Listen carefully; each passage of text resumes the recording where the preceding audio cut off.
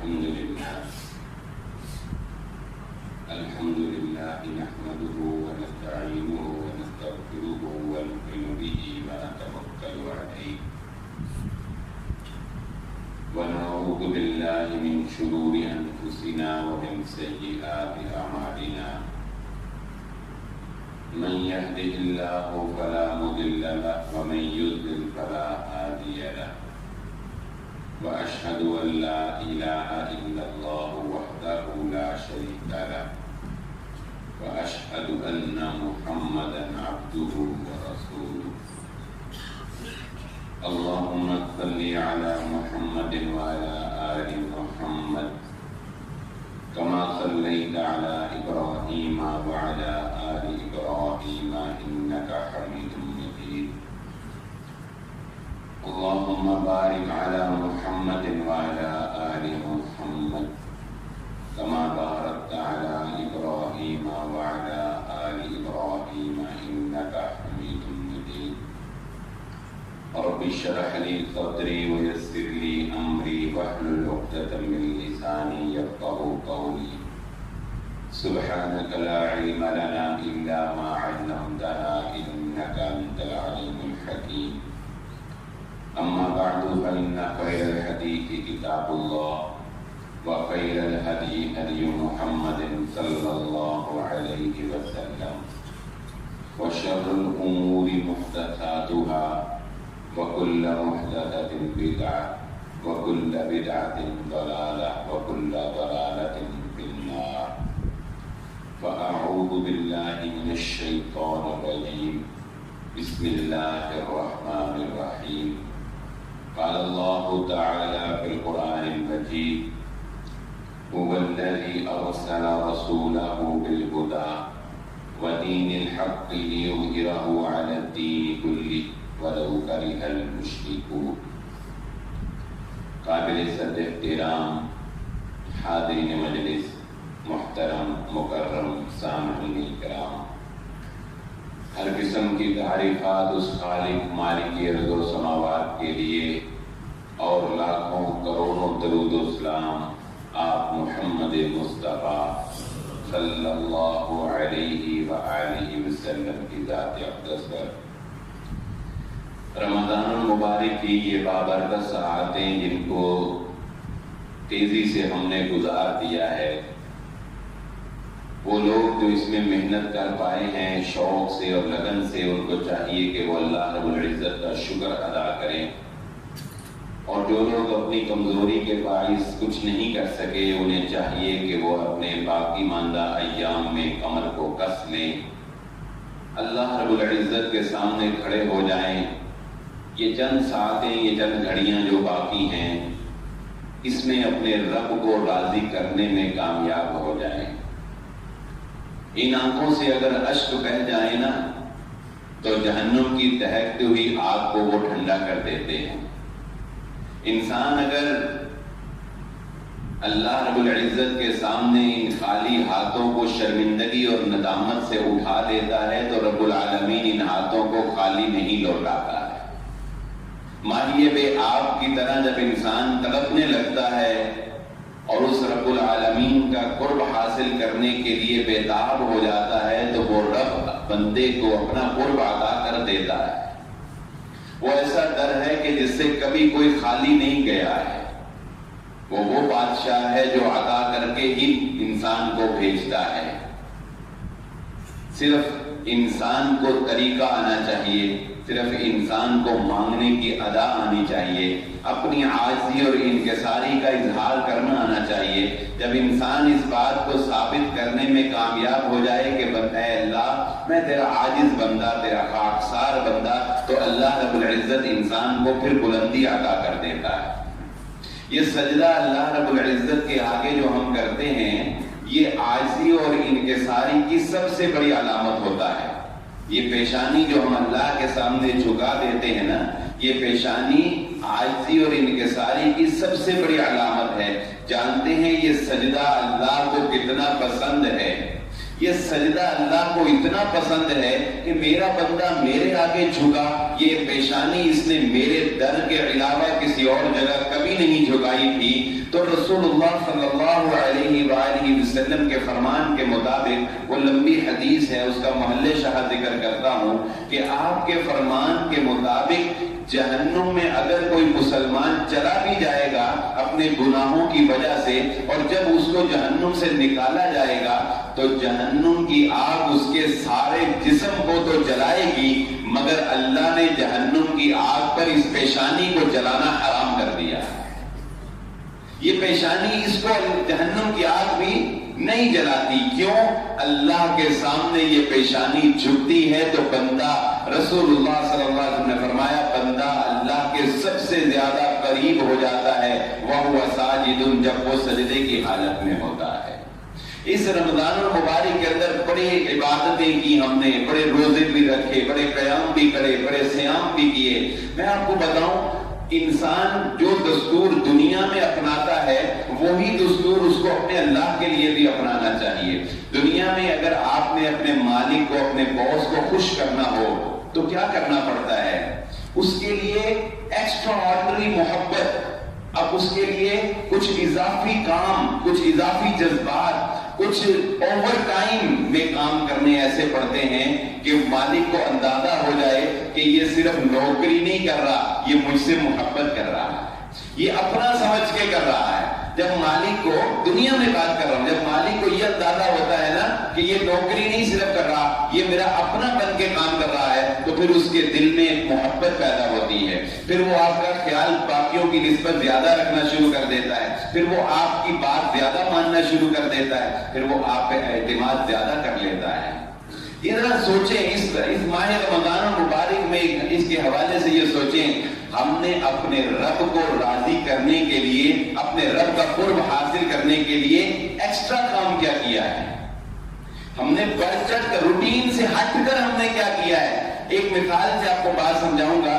جب انسان روٹین سے ہٹ کے کوئی کام کرتا ہے، پھر انسان جب اللہ کو پکارتا ہے، پھر اللہ بندے کی مان لیتا ہے، پھر بندے کو اللہ مستجاب الدعوات بنا دیتا ہے، یعنی جس کی دعائیں قبول ہونے لگ جاتی ہیں۔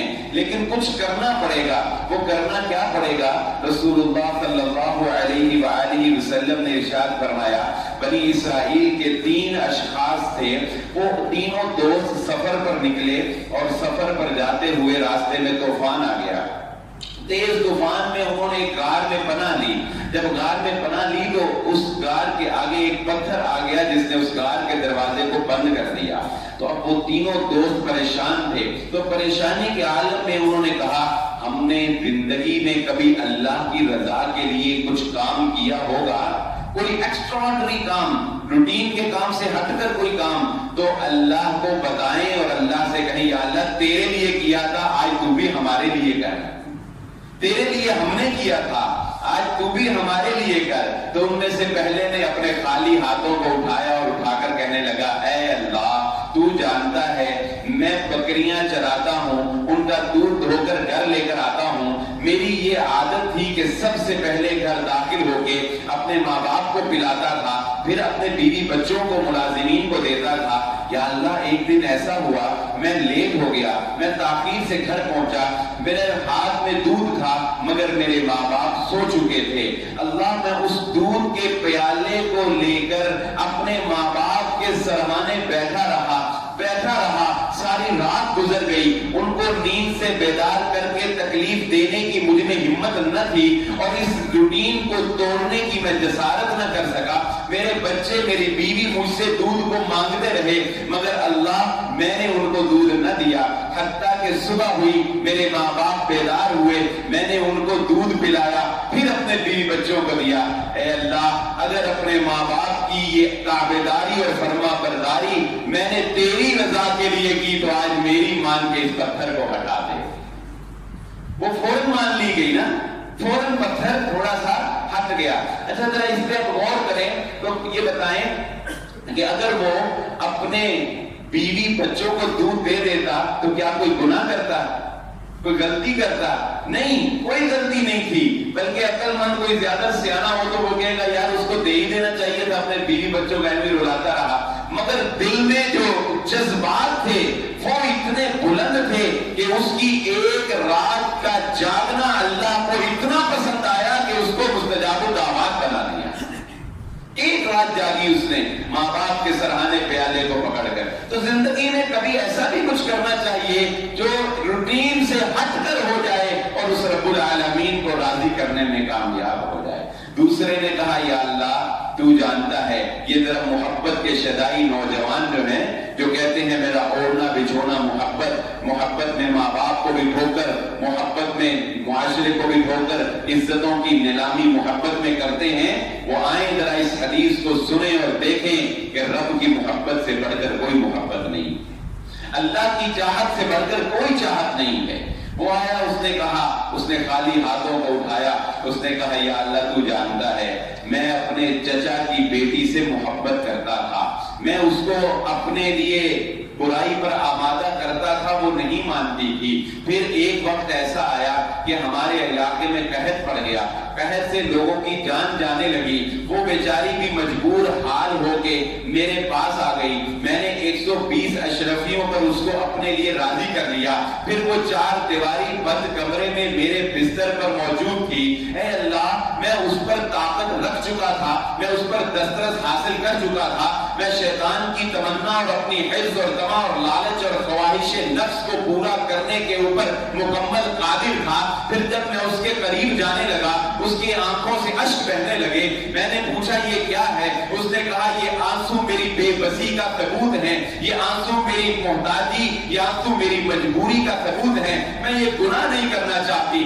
مگر میں مجبور ہو گئی ہوں کہ میں اس قحط کے ہاتھوں تیرے سامنے آ کر جھک گئی ہوں۔ کہا اللہ میں اس وقت اس سے طاقت رکھتا تھا، مجھے تو یاد آ گیا، مجھے تو یاد آ گیا، میں نے تیرے خوف میں اس کو آزاد کر دیا، وہ 120 اشرفیاں بھی اس کو دے دی۔ اللہ اگر میں اس دن گناہ سے صرف تیرے خوف سے رک گیا تھا تو آج اس پتھر کو ہٹا دے، وہ پتھر اور ہٹ گیا۔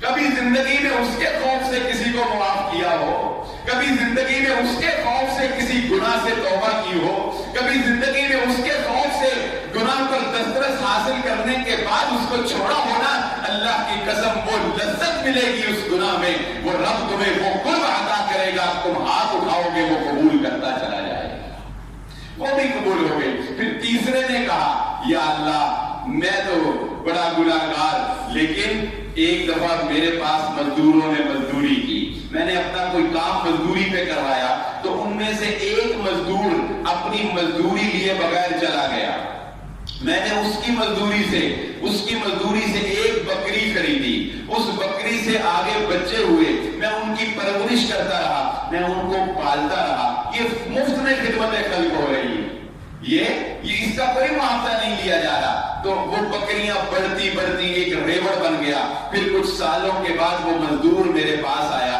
اور مجھے آ کر کہنے لگا کہ کچھ سال پہلے میں اپنی مزدوری تیرے پاس چھوڑ گیا تھا، لا میری مزدوری آج ضرورت ہے واپس کر دے۔ میں نے اس کو کہا یہ بکریوں کا ریوڑ یہ تیری مزدوری ہے۔ اچھا بتائیں اگر وہ اس کو 1000 روپیہ مزدوری تھی، وہ اگر 1000 روپیہ بھی دے دیتا تو بتائیں کچھ غلط تھا کیا؟ اس نے اس کا کوئی حق مارا تھا؟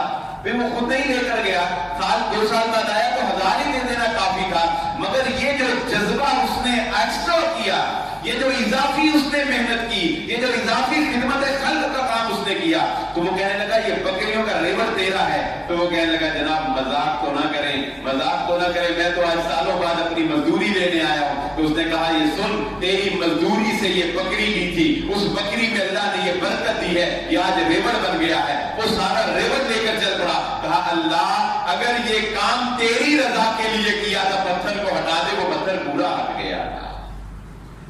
کیا ہوا؟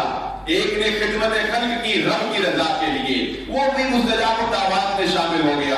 ایک نے خوف ارادی سے گناہ کو چھوڑا، اس کی بھی اللہ نے سن لی۔ ایک نے والدین کی خدمت اطاعت اور فرما برداری میں رات کو جاگ کر گزار دیا، اس کی بھی اللہ نے سن لی۔ ہم نے روزے بھی رکھے، ہم نے قرآن بھی پڑھا، ہم نے بہت کچھ کیا، ہم نے صدقہ بھی کیا، ہم نے خیرات بھی کیے۔ بتاؤ زندگی میں کبھی کچھ ایسا بھی کیا کہ فرشتے کہیں گے لا نکال تیرا رب، تیرے رب کے سامنے تیرے نامہ اعمال کو پیش کرے، نکال کوئی ایسی نیکی کہ رب کو وہ خوش کر سکے، نکال کوئی ایسا عمل کہ رب کو وہ خوش کر سکے۔ تو زندگی میں اللہ رب العزت کا قرب حاصل کرنے کے لیے بڑی محنت کی ضرورت ہوتی ہے، بڑی لگن کی ضرورت ہوتی ہے، دل میں ایک طلب کی ضرورت ہوتی ہے کہ جب اللہ رب العزت کی طلب انسان کے دل کے اندر پیدا ہو جاتی ہے تو جانتے ہیں اسے کیا مقام مل جاتا ہے کہ محمد الرسول اللہ صلی اللہ علیہ وآلہ وسلم نے ارشاد فرمایا، اللہ کے بعض بندے ایسے ہیں کہ اللہ پر قسم ڈال لے اللہ ان کی قسم کی بھی مان رکھتا ہے، اللہ ان کی قسم کی بھی لاج رکھتا ہے، وہ رحم کرنے والا ہے، وہ اپنے بندوں پر بڑا مہربان ہے۔ اللہ کے نبی صلی اللہ علیہ وآلہ وسلم نے فرمایا، ان اللہ میعاد رحمہ، اللہ نے اپنی رحمت کو 100 حصوں میں تقسیم کیا، اللہ نے اپنی رحمت کو 100 حصوں میں تقسیم کیا۔ یہ ایک حصہ، رحمت کا ایک حصہ اللہ نے دنیا میں اتارا۔ جو تم دیکھتے ہو نا، بھائی بھائی سے، اولاد ماں باپ سے، اور ماں باپ اولاد سے، اور دوست دوست سے، اور محبت میں جانیں دی جاتی ہیں، یہ چرند پرندے حیوانات، یہ جتنے درندے ہیں سب ایک دوسرے سے محبت کر رہے ہیں، یہ اللہ کی رحمت کا ایک درجہ ہے جو اس نے دنیا میں اتارا، اور محبت ہی محبت پھیل گئی۔ وَأَخَّرَ اللَّهُ ب90 درجہ، اور اللہ رب العزت نے 99 درجوں کو اپنے پاس محفوظ کر لیا ہے، 99 درجوں کو اپنے پاس سنبھال لیا ہے۔ کیا کرے گا ان 99 رحمت کے درجوں کو اللہ رب العزت کیا کرے گا؟ فرمایا رسول اللہ صلی اللہ علیہ وآلہ وسلم نے، اللہ ان 99 درجوں کو قیامت والے دن اپنے بندے کی بخشش کے لیے استعمال فرمائے گا۔ وہ بنی اسرائیل کی روایت میں نے آپ کے سامنے گوشت گزار کی تھی، اختصار سے سنا کر آگے چلتے ہیں۔ وہ ایک جنگل میں جاتا ہوا شخص اس کا بیٹا، اس کا چھوٹا معصوم بچہ اپنے باپ سے پوچھتا ہے کہ بابا ہم کب کے چل رہے ہیں، یہ جنگل ختم نہیں ہوا، کیا دنیا میں اس جنگل سے بڑی بھی کوئی چیز ہے؟ تو اس کے باپ نے کہا کہ ہاں بیٹا، یہ پہاڑ، یہ سمندر، یہ دریا، یہ بہت بڑے ہوتے ہیں۔ تو اس نے کہا کہ بابا ان پہاڑوں سے بڑی بھی کوئی چیز ہے؟ تو اس نے کہا ہاں، یہ کائنات بہت بڑی ہے۔ اس نے کہا بابا اس کائنات سے بڑی بھی کوئی چیز ہے؟ تو اس نے کہا ہاں، یہ آسمان جس نے اس پوری کائنات کو اپنی لپیٹ میں لے رکھا ہے، یہ آسمان اس کائنات سے بھی بڑا ہے۔ پھر اس نے معصومیت سے سوال کیا کہ بابا اس آسمان سے بڑی بھی کوئی چیز ہے؟ تو اس کو اپنا ماضی یاد آنے لگا، اس کو اپنے ماضی کے اعمال، کرتوت، وہ ظلم اور زیادتیاں جو وہ کرتا رہا تھا وہ یاد آنے لگے۔ تو اس نے کہا کہ بیٹا تیرے باپ کے گناہ اس آسمان سے بھی بڑے ہیں، تیرا باپ بڑا گناہگار ہے، اتنے گناہ کیے ہیں کہ آسمان چھوٹا پڑ جائے گا۔ بچے نے پھر معصومیت سے پوچھا کہ بابا اس تیرے گناہوں سے بڑی بھی کوئی چیز ہے؟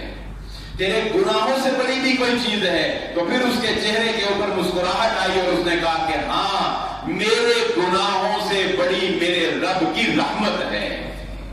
گناہ جتنے بھی بڑے ہوں رب کی رحمت سے بڑے ہو سکتے نہیں۔ یا ابن آدم لو بلغت ذنوبک عنان السماء، اے ابن آدم اتنے گناہ کیے ہو نا تو نے کہ زمین و آسمان کے خلاف اپنے گناہوں سے بھر دے، میرے ساتھ شرک نہ کیا ہو، شرک برداشت نہیں، شرک نہ کیا ہو، ان خالی ہاتھوں کو اٹھا کر مجھ سے معافی مانگ لے، میں سارے معاف کر دوں، مجھے پرواہ ہی کوئی۔ اچھا ایک اور بات بتاتا ہوں آپ کو، توبہ کی شرائط میں سے یہ شرط تو ہے کہ انسان ہاتھ اٹھا کر اللہ سے معافی مانگے، لیکن وہ ذات ان اللہ علیم بذات الصدور، وہ ہمارے سینوں کے رازوں کو جانتا ہے، وہ ہاتھ اٹھائے بغیر بھی معاف کر دیتا ہے۔ وہ انسان ہاتھ نہ بھی اٹھائے نا وہ تب بھی معاف کر دے۔ وہ صرف کیا چاہتا ہے؟ وہ صرف یہ چاہتا ہے میرے بندے میں احساس جرم پیدا ہو جائے، میرے بندے کو پتا چل جائے میں نے رب کی نافرمانی کی ہے، میں نے غلطی کی ہے، اس کو احساس جرم ہو جائے، ندامت ہو جائے، یہ پیشانی، یہ سر جھک جائے شرمندگی سے، یہ عقل مجھے پسند نہیں ہے، اللہ کو یہ عقل پسند نہیں ہے، اللہ کو عاجزی اور جھک جانا پسند ہے۔ جو جھک جاتا ہے اللہ بغیر ہاتھ اٹھائے معاف کر دیتا ہے۔ میں اپنی بات کو مدلل کر دیتا ہوں، وہ مشہور روایت آپ نے سنی ہوگی، رسول اللہ صلی اللہ علیہ وآلہ وسلم نے فرمایا ایک شخص تھا بنی اسرائیل کا، اس نے 99 قتل کیے، اس نے ایک راہب کو پوچھا میرے لیے کوئی معافی شافی؟ اس نے کہا کوئی نہیں. اس نے کہا چل 100 تجھ پہ پورے کیے. پھر کسی سیانے عالم کے پاس گیا. اس نے کہا فلاں نیکوں کی بستی کی طرف چلا جا, فلاں نیکوکاروں کی بستی کی طرف چل پڑا. میرے ناقص علم کے مطابق کسی روایت میں یہ نہیں ہے کہ اس نے ہاتھ اٹھا کے معافی مانگی ہو. وہ تو ہاتھ اٹھانے جا رہا تھا, ابھی ہاتھ اٹھائے نہیں تھے اس نے, وہ ہاتھ اٹھانے جا رہا تھا. کہاں سے ہاتھ اٹھا چکا؟ دل میں معافی مانگ چکا تھا, دل میں توبہ کر چکا تھا, دل پشیمان ہو چکا تھا, دل شرمندہ ہو چکا تھا. رب العالمین نے اس کی دل کی شرمندگی اور پشیمانی اور ندامت میں ہی اس کی توبہ کو قبول کر کے اسے معاف کر دیا. والذین اذا فعلوا فاحشة او ظلموا انفسهم, سورہ آل عمران آیت نمبر 135. اللہ فرماتے ہیں والذین, وہ لوگ جب ان سے کوئی بے حیائی کا کام ہو جاتا ہے, کوئی ان سے ظلم اور زیادتی ہو جاتی ہے. انسان ہے نا, انسان ہے, انسان نام ہی خطا کے پتلے کا ہے. انسان ہے, غلطی ہو جاتی ہے, غلطی ہو گئی. ذکر اللہ, لیکن غلطی کے بعد انہیں اللہ یاد آ جاتا ہے, انہیں اللہ کی یاد آ جاتی ہے. ہائے یہ میں نے کیا کیا, ہائے یہ میں نے اپنے رب کی نافرمانی کر دی. پھر کیا کرتے ہیں؟ پھر اپنے گناہوں کی اللہ سے توبہ کرتے ہیں, معافی مانگتے ہیں. تو یہ جو اگلا جملہ ہے یہ دلوں کو باغ باغ کر دینے والا ہے, یہ دلوں کو سکون دینے والا ہے, یہ محبت بڑا جملہ ہے. فاستغفروا لذنوبہم, انہوں نے اپنے گناہوں کی معافی مانگی. اللہ نے یہ کہنے سے پہلے کہ اولئک جزاؤہم مغفرہ, یہ کہنے سے پہلے کہ میں نے ان کو معاف کیا, ان کا بدلہ معافی, یہ کہنے سے پہلے اللہ نے ایک اظہار محبت کیا, ایک محبت والا جملہ کہا. وَمَن يَغْفِرُ الذُّنُوبَ إِلَّا اللَّهُ, فرمایا یہ یوں ہے. میں آپ کو اگر اس کی منظر کشی کروں تو یہ یوں ہے کہ ایک انسان سے ظلم ہوا, گناہ ہوا, اس کے اندر احساس جرم پیدا ہوا. پھر اس نے ہاتھوں کو اٹھا کر کہا یا اللہ مجھ سے غلطی ہو گئی, مجھے معاف کر دے. تو جب اس کے ہاتھ اٹھے ہوئے تھے نا تو اللہ نے فرشتوں کو کہا وہ دیکھو میرا بندہ مجھ سے معافی مانگ رہا ہے. وَمَن يَغْفِرُ الذُّنُوبَ إِلَّا اللَّهُ, اگر میں نے اس کو معاف نہیں کرنا تو معاف کس نے کرنا ہے؟ اگر میں نے معاف نہیں, میرے بندے کو پتا ہے. وہ حدیث میں آتا ہے نا, نبی صلی اللہ علیہ وسلم نے فرمایا بندہ ایک گناہ کرتا ہے, اللہ سے معافی مانگتا ہے, اللہ فرشتوں کو کہتا ہے دیکھو میرا بندہ مجھ سے معافی مانگا ہے, اس کو پتا ہے میں نے ہی معاف کرنا ہے. پھر بندہ گناہ کرتا ہے, پھر معافی مانگتا ہے, اللہ تعالیٰ پھر فرشتوں کو کہتے ہیں دیکھو میرا بندہ مجھ سے معافی مانگ رہا ہے, اس کو پتا ہے میں نے ہی معاف کرنا ہے, میں نے اس کو معاف کیا. پھر تیسری دفعہ گناہ کر کے ہاتھ اٹھا کے کہتا ہے یا اللہ معاف کر دے. اللہ فرشتوں کہتے ہیں دیکھو میرا بندہ مجھ سے مانگ رہا ہے, اس کو پتا ہے میں نے ہی معاف کرنا ہے. جا بندے میں نے تجھے ہمیشہ کے لیے معاف کر دیا.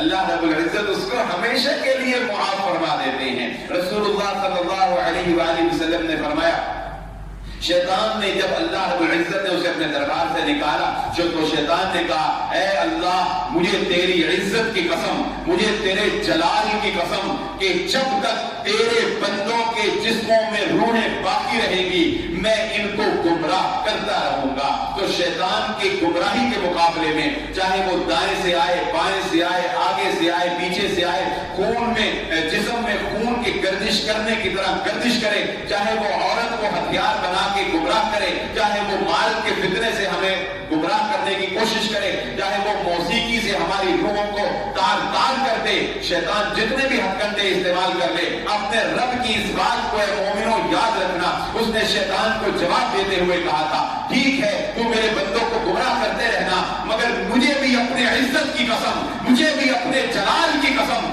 جب تک میرے بندے مجھ سے معافی مانگتے رہیں گے میں ان کو معاف کرتا رہوں گا. جب تک میرے بندے ہاتھ اٹھا کر معافی مانگ, اولئک جزاؤہم مغفرہ, یہی وہ لوگ ہیں اللہ فرماتے ان کے لیے بخشش ہے. لیکن بات کو یہاں ختم نہیں کیا, آیت کو یہاں پر روکا نہیں ہے. یہ تو برابری ہے اور وہ مالک الملک برابری پر نہیں چھوڑتا, وہ اور نوازتا ہے. آپ کو کوئی ملازم ہو, آپ کا کوئی بیٹا ہو, اس سے غلطی ہو جائے, وہ آ کر کہے مجھے معاف کر دو, آپ نے معاف کر دیا, بتائیں حساب برابر ہو گیا کہ نہیں؟ بلکہ ہم تو کہتے ہیں یار انہیں جب معافی جو منگ لی تھے ہور کی رہ گیا، کہتے ہیں نا یار انہیں جب معاف جو کرتا تھا پیچھے کی رہ گیا. یہ برابر ہے. تو برابری پہ نہیں چھوڑا. کیا ہے؟ بندے نے غلطی کی، بندے نے معافی مانگی، اللہ نے معاف کر دیا، بات ختم. معافی کے بعد سزا نہیں ہوتی. جرم کی یا سزا ہوتی ہے یا معافی ہوتی ہے. چلو معاف کر دیا، سزا سے بچ گئے، آگے کیا ہے؟ آگے تو کچھ نہیں بنتا نا. لیکن اللہ رب العزت مالک الملک ہے، بادشاہوں کا بادشاہ ہے. وہ معاف کرنے کے بعد کہتا ہے ہم تجھے برابری پر نہیں چھوڑتے، ہم تجھے جب معاف کر دیا تو اپنی رحمت سے تجھے جنت عطا کرتے. وہ برابری تھی، یہ ہماری عطا ہوگی، ہم تجھے ایسے ہی نہیں چھوڑ دیں گے. وہ رحمت سے، کیا جنت جو ہے وہ ہمارے اعمال کا بدلہ نہیں ہو سکتی. جنت تو اللہ کی رحمت سے اللہ اپنے محمد رسول اللہ صلی اللہ علیہ وآلہ وسلم جیسے جلیل القدر نبی، خاتم النبیین، امام الانبیاء، شافع روز محشر کو بھی اللہ رب العزت اپنی رحمت سے جنت الفردوس میں داخلہ عطا فرمائے گا. اور رب رحمان جب عطا کرنے پہ آتا ہے تو دیکھیں لا یسأل عما یفعل وهم یسألون. نہ اس سے کوئی پوچھنے والا، نہ اس سے کوئی سوال کرنے والا، نہ اس کے خزانوں میں کوئی کمی آنے والی. وہ عطا کر کے خوش ہونے والا، وہ دے کر خوشی محسوس کرنے والا. تو وہ جب عطا کرنے پہ آتا ہے تو معافی سے آگے بھی ایک درجہ رکھتا ہے. اللہ کے نبی صلی اللہ علیہ وآلہ وسلم کے پاس ایک شخص آیا، آ کر کہنے لگا اے اللہ کے نبی صلی اللہ علیہ وآلہ وسلم، آپ کا کسی ایسے شخص کے بارے میں کیا خیال ہے جس نے دنیا کا کوئی چھوٹے سے چھوٹا اور کوئی بڑے سے بڑا گناہ نہ چھوڑا ہو؟ اتنا گناہگار، اتنا گناہگار. تو آپ صلی اللہ علیہ وسلم نے بھانپ گئے نا آپ کی بصیرت اور حکمت اور دانائی جو اللہ نے آپ کو عطا کی تھی. آپ بھانپ گئے کہ یہ کسی کا کہہ کے پوچھ رہا ہے، اصل میں تو خود ہے، اصل میں تو خود ہے. آپ نے فرمایا کسی کی بات چھوڑ تو اپنی بتا گواہی دیتا ہے. تو اس نے کہا اشہد ان لا الہ الا اللہ واشہد ان محمدا عبدہ ورسولہ. آپ نے فرمایا فافعلوا الخیرات وتترکوا السیئات. آج کے بعد نیکیاں کرنا شروع کر دے اور گناہوں کو چھوڑ دے. یہ معافی نہیں ہے، یہ معافی سے اگلی بات ہے. کہا آج کے بعد نیکیاں کرنا شروع کر دے، گناہوں کو چھوڑ دے، اللہ تیرے سابقہ گناہوں کو بھی نیکیوں کے اندر تبدیل فرما دے گا. اچھا اس فیصلے سے کیا ہوگا؟ جب اس کے ماضی کے گناہ بھی نیکیوں میں بدل گئے تو اب کیا ہوا؟ وہ جو چند لمحے پہلے سب سے بڑا گناہگار تھا وہ چند لمحوں بعد سب سے بڑا نیکوکار بن گیا. لمحوں میں زندگی کو بدل دیا. لمحوں میں کبھی یہ حقیقت منتظر نظر آ لباس مجاز میں کہ ہزاروں سجدے تڑپتے ہیں میری جبین نیاز میں. نہ کہیں جہاں میں اما ملی جو اما ملی تو کہاں ملی، نہ کہیں جہاں میں اما ملی جو اما ملی تو کہاں ملی. اس بندہ خاکسار کو تیرے عفو بندہ نواز میں، تیری معافی میں اس بندے کو پناہ ملی ہے، جو اقبال نے کہا. اور جو پہلا شعر ہے نا وہ پتہ کیا ہے؟ اس کا ذرا مفہوم کھول کے بیان کروں. کبھی اے حقیقت منتظر نظر آ لباس مجاز میں. اقبال کہتا ہے، اس کے شعر ذرا تھوڑے زیادہ گہرے ہوتے ہیں. اس نے کہا اللہ کبھی تو مجھے نظر آ جائے تو تجھے پتا چلے میری جبین میں تیرے لیے کتنے سجدے تڑپ رہے ہیں. ہزاروں سجدے تڑپتے ہیں میری جبین نیاز میں. تو اللہ رب العزت کی ذات کے ساتھ چاہت اور محبت اور لگاؤ یہ کچھ دل سے ایکسٹرا ہونا چاہیے. یہ ایسا ہونا چاہیے کہ انسان کے اندر ایک طلب پیدا ہو جائے. وہ اپنے بندوں پر جب اتنا مہربان ہے، جب وہ اپنے بندوں پر اتنی رحمت کرنے والا ہے، اتنا اپنے بندوں کا اتنا خیر خواہ ہے، تو بندے کیوں اس کی قدر نہیں کرتے؟ یا ایھا الناس انتم الفقراء الی اللہ واللہ هو الغنی الحمید. اس سے ملتا جلتا ایک اور واقعہ بھی سن لیجیے، یہ بھی دل کو باغ کر دے گا. نبی صلی اللہ علیہ وآلہ وسلم نے جب یہ واقعہ سنایا تو آپ بڑا مسکرائے. اور آپ کیوں مسکرائے وہ بھی بڑی بات ہے. اللہ کے نبی صلی اللہ علیہ وآلہ وسلم نے فرمایا قیامت کا دن ہوگا، اللہ تعالیٰ اپنے ایک بندے کو بلائیں گے.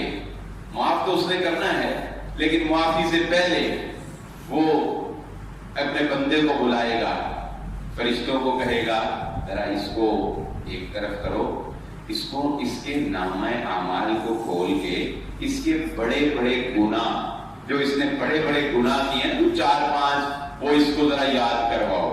تو فرشتے کہیں گے تو نے یہ کیا, تو نے یہ کیا, وہ کہے گا ہاں جی کیا. تو وہ اندر ہی اندر سوچ رہا ہوگا چلو چنگا ہے, بڑے سے یاد ہی نہیں, بہت چند ایک یاد ہیں, بڑے یاد ہی نہیں. تو فرشتے کہیں گے چل اللہ کے سامنے, اللہ رب العزت پوچھیں گے ہاں بھائی میرے بندے یہ گناہ جو انہوں نے تجھے یاد کروائے کوئی بہتان الزام تو نہیں, کوئی اضافی تو نہیں کیے ہے نا؟ وہ کہے گا یا اللہ کیے ہیں. بادشاہوں کا بادشاہ, آج مالک یوم الدین ہے, آج کوئی انکار نہیں کر سکتا, آج تو حقیقتیں آشکار ہو چکی ہیں. تو وہ کہے گا یا اللہ کیے ہیں. تو اللہ تعالیٰ کیا فرمائیں گے؟ اللہ کہے گا چل تو نے کیے ہیں نا, ہم وہ سارے گناہ جو اس نے تجھے یاد کرائے ہم ان کو نیکیوں کے اندر تبدیل فرما دیتے ہیں. تو مسکرانے والی بات پتہ ہے کیا ہے؟ وہ کہے گا یا اللہ بڑے گناہ تھے, انہوں نے یاد ہی نہیں کروائے, سارے چھوڑ گئے تو تھوڑے سے یاد کروائے. تو نبی صلی اللہ علیہ وسلم مسکرائے, کھل کے مسکرائے. تو آپ صلی اللہ علیہ وسلم نے مسکرا کر جانتے ہیں کیا کہا؟ آپ نے فرمایا میں اس لیے مسکرایا کہ اس کی اس بات پر تیرا رب بھی مسکرایا, تیرا رب بھی مسکرایا. اللہ رب العزت تو اپنے بندوں سے اس طرح محبت کرتا ہے, اس طرح اظہار محبت کرتا ہے. بندے سے غلطی ہوتی ہے وہ معاف کر دیتا ہے, بلکہ وہ تو مہلت دیتا ہے. 2 روایتیں اس ضمن میں آپ کی گوش گزار کروں گا, 2 روایتیں. اس کی رحمت اور اس کی بندوں سے محبت کا مظہر ہے یہ حدیثیں. اللہ کے نبی صلی اللہ علیہ وآلہ وسلم نے فرمایا ہمارے دائیں بائیں کرام کاتبین, ہمارے دائیں بائیں لکھنے والے فرشتے موجود ہیں. نبی صلی اللہ علیہ وسلم نے فرمایا جب بندہ گناہ کرتا ہے نا, جب بندہ غلطی کرتا ہے, اللہ اکبر, جو گناہ لکھنے والا فرشتہ ہے وہ ایک دفعہ قلم چلانے لگتا ہے, پھر رک جاتا ہے, پھر لکھنے لگتا ہے, کہتا نہیں شاید یہ معافی مانگ لے, پھر رک جاتا ہے, پھر لکھنے لگتا ہے, کہتا نہیں تھوڑی دیر اور ٹھہر جاؤں شاید یہ معافی مانگ لے. آپ نے فرمایا 6 مرتبہ وہ قلم کو رکھتا ہے, اٹھاتا ہے, رکھتا ہے, اٹھاتا ہے, بندے کا گناہ نہیں لکھتا. 6 مرتبہ. اور بلا آخر اگر نہ ہی کوئی بات بنے تو پھر 1 لکھ دیتا ہے. اور دوسری روایت کیا ہے؟ رسول اللہ صلی اللہ علیہ وآلہ وسلم نے فرمایا انسان جب نیکی کرتا ہے تو اللہ رب العزت کی طرف سے یہ حکم ہے فرشتوں کو کہ میرے بندے کی نیکی کو 10 گنا لکھنا ہے, میرے بندے کی نیکی کو 10 گنا بڑھا کے لکھنا ہے. اچھا لیکن جب بندہ گناہ کرتا ہے تو اللہ رب العزت فرشتے کو حکم دیتے ہیں کہ میرے بندے کے گناہ کو 6 گھنٹے تک نہیں لکھنا. ان دونوں روایتوں کو اگر میں ملاؤں تو میرا خیال ہے کہ وہ بات اس طرح بنے گی کہ وہ فرشتہ لکھنے لگتا ہے, پھر اٹھا لیتا ہے, 1 گھنٹہ انتظار کرتا ہے, پھر قلم رکھتا ہے, لکھنے لگتا ہے, پھر اٹھا لیتا ہے, پھر 1 گھنٹہ انتظار کرتا ہے, حتیٰ کہ 6 گھنٹے تک اگر بندہ اللہ سے توبہ کر لے, معافی مانگ لے, اللہ اس گناہ کو لکھتا ہی نہیں ہے. یہ ہمارا معیار نہیں ہے, یہ بندوں کا معیار نہیں ہے کہ جو کہتے ہیں مجھے پتا ہے تو نے ماضی کیسے گزارا ہے, مجھے پتا ہے تو کتنا کو نیک ہیں, مجھے پتا ہے تو نے اب نمازیں شروع کر دی ہیں, مجھے پتا ہے تو داڑھی رکھ رہی ہے, میں جانتا ہوں تیرا سارا ماضی. ہم تو تانے دیتے ہیں, کوئی نیکی کی طرف آ بھی جائے تو ہم کہتے ہیں ایسی کی تیسی تیری کہ تو آ کیوں گیا ہے خیر کی طرف, تجھے تیرا ماضی یاد کروا کے دل برداشتہ نہ کر دیا تو بات ہوئی. یہ ہمارا معیار ہے, اس کا معیار یہ نہیں ہے. اس کا معیار اپنے بندوں کے بارے میں پتہ ہے کیا ہے؟ وہ کہتا ہے جب میرا بندہ گناہ کرنے کے بعد, غلطی کرنے کے بعد مجھ سے معافی مانگ لیتا ہے, میرے نزدیک وہ ایسے ہی ہوتا ہے جیسے اس نے وہ گناہ کبھی کیا ہی نہیں ہے.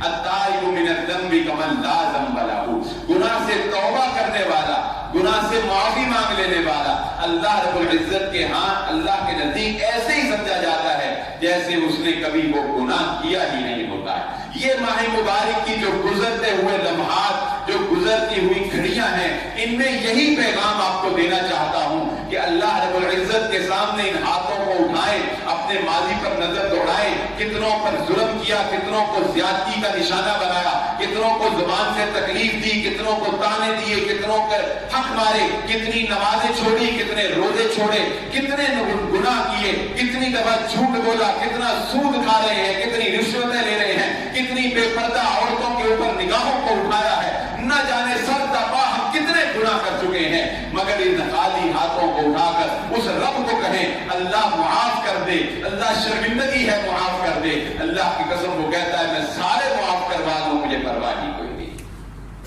اس کو پکار کے تو دیکھو, اس کو پکارنے والوں کی توبہ وہ جانتے کیسے قبول کرتا ہے. وہ تو ایسے قبول کرتا ہے کہ محمد الرسول اللہ صلی اللہ علیہ وآلہ وسلم کے بعد حضرت ماعز بن مالک رضی اللہ تعالیٰ عنہ آئے, آ کر کہنے لگے اے اللہ کے نبی صلی اللہ علیہ وآلہ وسلم طہرنی, مجھے پاک کر دیجیے. نبی صلی اللہ علیہ وآلہ وسلم پریشان ہو گئے. آپ نے فرمایا کس سے پاکی چاہتے ہو؟ اس نے کہا من الزنا, مجھ سے زنا ہو گیا. آپ نے چہرہ مبارک کو موڑ لیا. اس نے پھر کہا, آپ نے پھر رخ انور کو موڑ لیا. اس نے پھر کہا, آپ صلی اللہ علیہ وآلہ وسلم نے تصدیق کرنے کے بعد حد جاری کرنے کا حکم نافذ کر دیا. حد کو لگاتے ہوئے کسی صحابی کی زبان سے اس شخص کے بارے میں, حضرت ماعز بن مالک رضی اللہ تعالیٰ عنہ کے بارے میں ایک نازیبہ کلمہ نکل گیا, ایک ہلکی سی بات نکل گئی. اللہ کے نبی صلی اللہ علیہ وآلہ وسلم نے فرمایا نا نا نا, ماعز کو برا نہ کہو, ماعز کو غلط نہ کہو, ماعز کے بارے میں کوئی جملہ نہ کہو. اللہ کی قسم ماعز نے ایسی توبہ کی ہے پورے مدینے پر تقسیم کر دی جائے, ساروں کی بخشش کے لیے کافی ہو جائے. توبہ تو اس نے ایسی کی ہے. وہ جب قبول کرنے پہ آتا ہے, وہ جب معاف کرنے پہ آتا ہے تو وہ بڑے بڑے گناہگاروں کو معاف کر دیتا ہے. وہ تو اس کو بھی معاف کر دیا جس کو رسول اللہ صلی اللہ علیہ وآلہ وسلم نے کہا تھا تو نے میرے چچا کو قتل کیا ہے, جہالت میں کیا تھا. جب ایمان لے آئے پچھلے سارے معاف ہو گئے. کتنی تکلیف ہوگی اللہ کے نبی صلی اللہ علیہ وسلم کو. آپ نے کہا تیرا ایمان قبول, تو مسلمان ہو چکا, پچھلے معاف ہو چکے, بس ایک کام کرنا, میرے سامنے نہ آیا کر. تو جب میرے سامنے آتا ہے مجھے اپنا چچا یاد آ جاتا ہے, مجھے اپنا چچا. لیکن یہ نہیں کہا کہ نہیں نہیں تو نے اتنا بڑا گناہ کیا تھا, تجھے ہم مسلمان نہیں مانتے, نہیں نہیں تو نے اتنا بڑا گناہ کیا تھا, تجھے ہم مومن نہیں مانتے, چل نکل جا تو دائرہ اسلام سے. نہیں, اسلام کی باہیں بھی کشادہ اور رب العالمین آسمان دنیا پر آ کر کہتا ہے اے میرے بندے, اے دل کے خطا کار, اے رات کے گناہگار, مجھ سے معافی مانگ لے میں تجھے معاف کر دوں, مجھ سے بخشش مانگ لے میں تجھے بخش دوں, مجھ سے رزق مانگ لے میں تجھے عطا کر دوں. اس کو تو اتنی خوشی ہوتی ہے. اللہ کے نبی صلی اللہ علیہ وآلہ وسلم نے فرمایا جب بندہ اللہ سے معافی مانگتا ہے تو اللہ کو کتنی خوشی ہوتی ہے.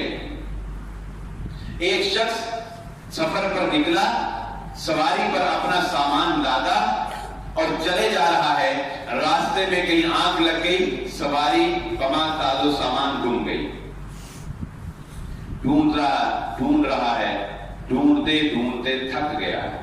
تھک کر جب ایک درخت کی چھاؤں میں بیٹھا تو سو گیا. بیدار ہوا تو دیکھا کہ سواری بھی پاس ہے اور اوپر سامان بھی موجود ہے. اتنی خوشی ہوئی کہ خوشی میں کہنے لگ گیا اے اللہ تو میرا بندہ اور میں تیرا رب, تو میرا بندہ اور میں تیرا رب. کتنی خوشی ہوئی ہوگی. اللہ کے نبی صلی اللہ علیہ وسلم نے فرمایا جب بندہ اللہ سے معافی مانگتا ہے اللہ کو اس سے بھی زیادہ خوشی ہوتی ہے جتنی اس بندے کو خوشی ہوئی. توبہ کی پہلی شرط احساس جرم پیدا ہو, ندامت ہو, شرمندگی ہو, مانو تو میں نے گناہ کیا ہے. بار بار معافی مانگ لو, وہ پرواہ نہیں, وہ کوئی پرواہ نہیں اس کو. آیا ایک شخص نبی صلی اللہ علیہ وسلم, میرے سے آپ سے یہ غلطی ہوتی ہے, ہم توبہ کرتے ہیں نا کچھ دیر قائم رہتی ہے, جس طرح یہ جمعہ سن کے جاتے ہیں نا تو کچھ دیر اثر رہتا ہے, کچھ دن دو ایمان کے مطابق کسی کا ایمان جتنا مضبوط ہوتا ہے اتنی دیر اس کو اثر رہتا ہے. عمرہ کر کے آتے, حج کر کے آتے نا, اثر رہتا ہے کچھ دیر. اس لیے سنتے رہنا چاہیے, دین سے منسلک رہنا چاہیے تاکہ اثر قائم رہے. تاکہ اثر. تو ہم گناہ کرتے ہیں، توبہ کرتے ہیں، پھر ہو جاتا ہے، پھر کہتے ہیں یا اللہ پہلے بھی کی تھی، پھر معاف کر دے، آئندہ نہیں کروں گا. اس کے ہاں کوئی لمٹ نہیں. نبی صلی اللہ علیہ وسلم کے پاس ایک شخص آیا آ کر کہنے لگا اے اللہ کے نبی صلی اللہ علیہ وسلم مجھ سے گناہ ہو گیا. کیا ہوتا ہے انسان سے گناہ ہو جائے، کیا ہوتا ہے؟ آپ نے فرمایا دل پر سیاہ دھبا لگ جاتا ہے. اس نے کہا بندہ معافی مانگ لیتا ہے، آپ نے فرمایا دھبا صاف ہو جاتا ہے. اس نے کہا پھر ہو گیا، آپ نے فرمایا پھر ایسے ہی ہوگا. اس نے تیسری دفعہ پھر پوچھا اللہ کے نبی صلی اللہ علیہ وسلم پھر گناہ کر لیا، آپ نے فرمایا پھر دھبا لگے گا. کہتا پھر معافی مانگ لی، آپ نے فرمایا پھر صاف ہو جائے. پھر آخر آپ بھانپ گئے کہ یہ پوچھنا کیا چاہتا ہے؟ یہ پوچھنا چاہتا ہے کہ آخر کتنی گواہی، آخر کتنی گواہی. بندہ ایک دو دفعہ کسی ملازم کو معاف کر رہا ہے تو اسے کہتا ہے چل نہ تیرا تو کم ہی ہے، تو کم ہی پڑھ لے. تو لیکن اللہ تعالیٰ یہ نہیں کہتا. اللہ تعالیٰ کیا کہتا ہے؟ اللہ کے نبی صلی اللہ علیہ وسلم نے فرمایا اے صحابی تو جو جاننا چاہتا ہے نا وہ یہ ہے کہ بندہ اللہ سے معافی مانگنے سے شرما سکتا ہے، اللہ معاف کرنے سے اکتانے والا نہیں ہے. توبہ کا دروازہ کبھی بند نہیں ہوتا حتیٰ کہ انسان ڈوبنے لگے. جب فرعون ڈوبنے لگا تو اس نے کہا اب میں موسیٰ اور ہارون کے رب پر ایمان لاتا. اللہ نے کہا الآن تو نے بڑی دیر کر دی. یہ نہیں کہا تجھے تیرے لیے معافی نہیں تھی، کہا تو نے بڑی دیر کر دی. پہلی شرط جرم کا احساس، غلطی کا احساس، یہ احساس کہ میں نے رب کی نافرمانی کی ہے. نمبر 2 خالی ہاتھوں سے اس سے معافی مانگنا، اس سے کہنا کہ اللہ مجھے معاف کر دے، اس سے کہنا. نمبر 3 آئندہ نہ کرنے کا پختہ عزم. دل میں ارادہ پختہ ہونا چاہیے، ہو جائے یہ ایک الگ بات ہے، لیکن یہ نہیں کہ ارادہ ہی نہ ہوگا اوپر سے ہی پھر نہیں ہوگا. دل کا ارادہ ہوگا. اور چوتھی اگر وہ حقوق العباد میں سے ہے، کسی کا حق مارا، کسی کی عزت کو اچھالا، کسی کو تانا دیا، یا جو بھی کسی کو نقصان پہنچایا، جب تک اس بندے سے معافی نہیں مانگی جائے یا اس کا حق نہ ادا کیا جائے توبہ کی قبولیت نہیں ہے. اللہ رب العزت سے دعا ہے اللہ مجھے اور آپ کو جو کہا اور جو سنا سمجھنے کی اور عمل کرنے کی